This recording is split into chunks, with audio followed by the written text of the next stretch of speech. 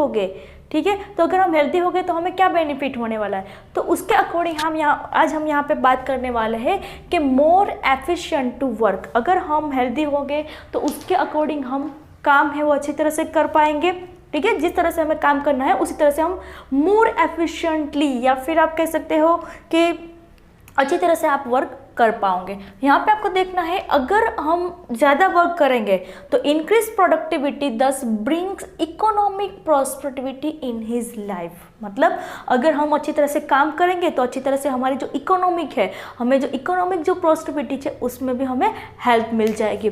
Next हम देखते हैं लॉन्जेटिविटी ऑफ पीपल। तो हमें पता है अगर कोई भी पीपल है वो हेल्दी है तो उसका जो लाइफ लॉन्ग टाइम पीरियड है वो उसमें बढ़ जाएगा। तो लॉन्जेटिविटी ऑफ दी पीपल। और फोर्थ आपको याद रखना है maternal mortality and infant mortality reduce. इसका मतलब क्या है कि जो बर्थ रेट है, मतलब सॉरी मोर्टालिटी का मतलब क्या है, जो भी डेथ रेट है उसमें क्या होगा, वहाँ रिड्यूस्ड हो जाएगा। तो ये आपको याद रखना है, अगर कोई भी पर्सन है या वो हेल्दी है तो उसमें कौन कौन सा बेनिफिट है वो हो सकते हैं। नेक्स्ट हम बात करते हैं गुड हेल्थ। तो हमें हमारी लाइफ को, मतलब हमारी जो हेल्थ को, जो गुड हेल्थ बनाना है तो हम क्या करेंगे, ऐसे कौन से ऐसे फैक्टर है जिसको हम मेंटेन रखेंगे तो हमारी जो लाइफ है वो गुड रहेगी।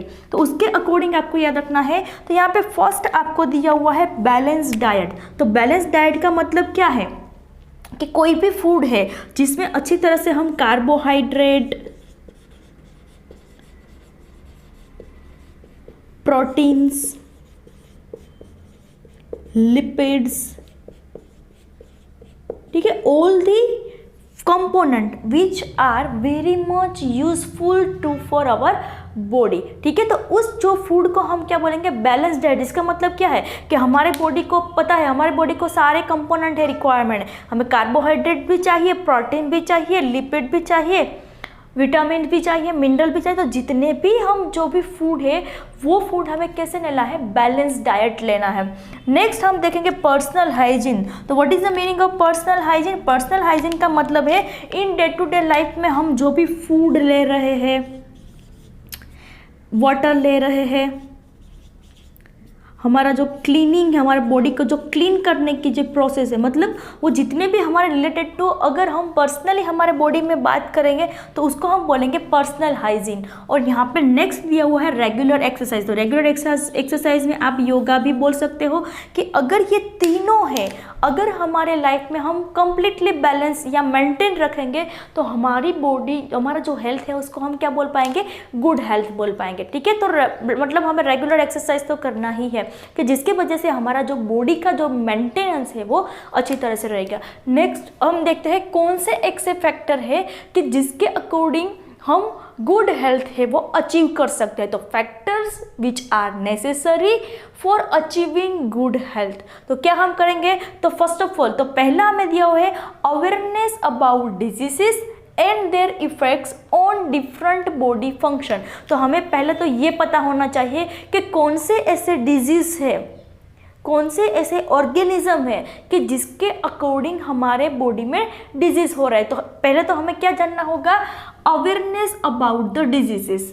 तो कौन से, मतलब कौन, अगर हमारे बॉडी में कौन से ऐसे चेंजेस आएंगे तो जिसको हम बोलेंगे diseases and their affects on different body function. अगर हमारे बॉडी में, चलो आपने समझ लिया कि कोई ऐसा डिजीज है जो स्पेसिफिकली कोई एक सिस्टम या फिर ऑर्गन तो अफेक्ट करता है, तो उसके अकॉर्डिंग आप हमारी हेल्थ को जो है वो गुड रख सकते हैं। नेक्स्ट हम देखें proper disposal of waste is required in area. मतलब हम जिस भी एरिया में रहते हैं, जिस भी सोसाइटी में रहते हैं, वहाँ का पूरा जो एरिया है वो साफ़ होना चाहिए, ठीक है। वहाँ पे कोई भी ऐसा मटेरियल नहीं होना चाहिए, या फिर कंपोनेंट नहीं होना चाहिए, या फिर कोई भी ऐसी चीज़ नहीं होनी चाहिए जिसके लिए हमारी लाइफ को वो अफेक्ट करेगा। तो प्रॉपर डिस्पोजल ऑफ वेस्ट, या फिर प्लास्टिक बैग्स है, जो भी मटेरियल है, मेडिकल वेस्टेज है, उसको हमारे जिस एरिया में हम रह रहे हैं उससे हमें डिस्कार्ड करना है। Controlling the vectors which help in transport of harmful micro organism, ठीक है। इसका मतलब क्या है, कंट्रोलिंग द वेक्टर्स। तो हमें पता है कितने भी ऐसे ऑर्गेनिज्म है जो डिजीज कॉज करता है हमारे बॉडी। तो disease causing organism is known as a pathogen.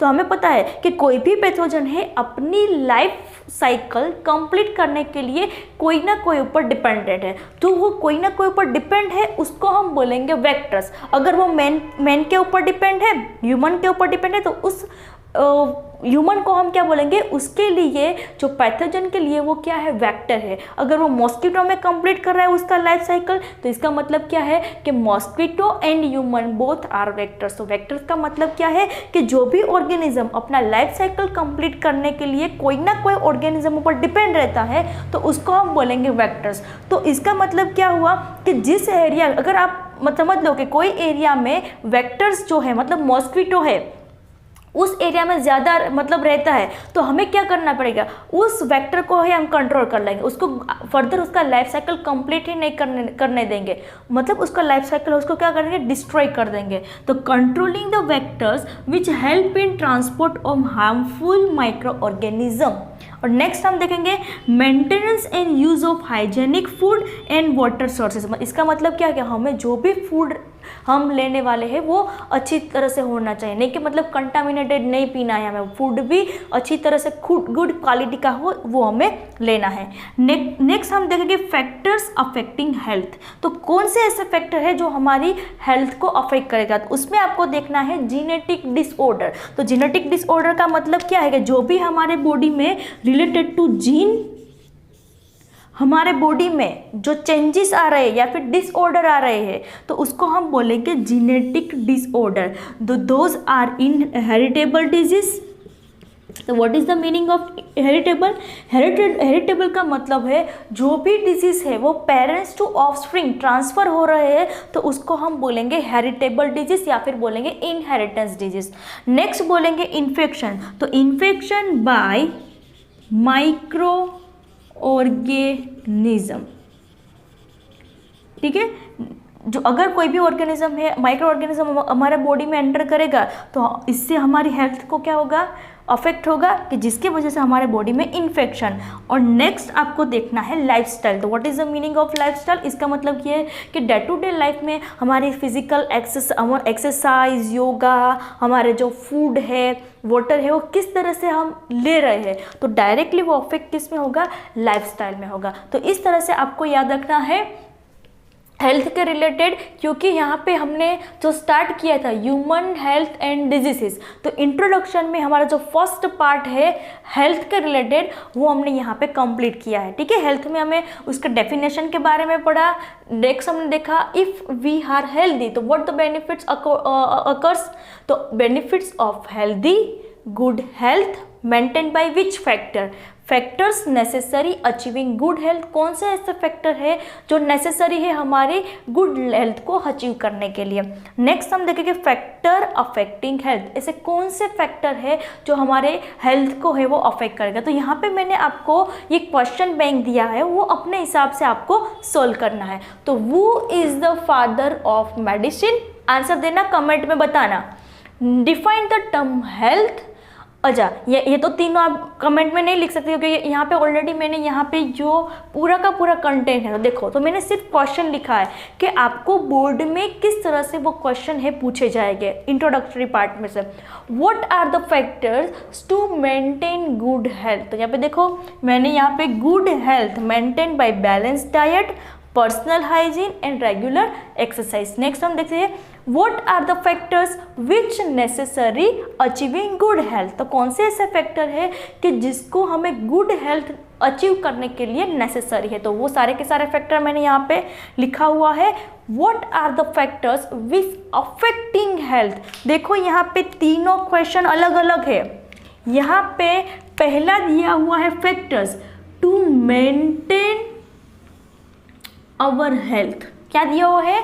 Maintain. दूसरा जो दिया हुआ है फैक्टर्स के बारे में दिया है, लेकिन which factors are necessary to achieving good health, तो ये आपको याद रखना है। और तीसरा जो आपको क्वेश्चन दिया है, what are the factors which affecting the health, तो तीनों के तीनों आपको क्वेश्चन पहले समझना है कि आपको कौन सा क्वेश्चन पूछा गया है। अगर मेंटेन दिया हुआ है तो इस तरह से आपको 3 पॉइंट्स याद रखने हैं, नेसेसरी दिया हुआ है तो उसके अकॉर्डिंग आपको 4 पॉइंट याद रखना है, और विच What are the factors which affecting health, affecting बोलेंगे तो ये आपको तीन जो पॉइंट है वो याद रखना है, ठीक है। अब नेक्स्ट लेक्चर में हम पढ़ने वाले हैं व्हाट इज डिजीजेस, या फिर वे भी कैसे what are the disease, define the term diseases, disease के टाइप्स क्या है, कौन से ऐसे पैथोजन है जिसके वजह से हमारे बॉडी में डिजीज हो रहा है, तो ये पूरे के पूरे बातें हम नेक्स्ट लेक्चर में पढ़ने वाले हैं। Thank you, I hope you enjoy my lecture.